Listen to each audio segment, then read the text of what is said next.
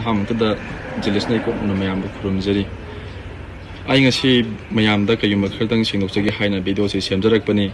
ado di ba ay hana pajaran ba Jilis Khaima official hay ba ay Instagram account na si tha ani muki mamang da kanagumba karana ay account si hek tok bikre ado na hojik si account si dagi ay jasok pa ba thabak mi ama photo video message sa singo mayama tholak pa dagi ay isa si mayam da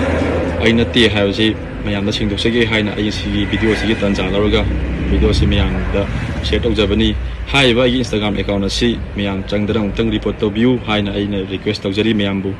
aduga losalak pada ay hoji maki wa ti ay Instagram account na si hangjadri adubu ay Insta account ha kan da mayam da amuk update tok jara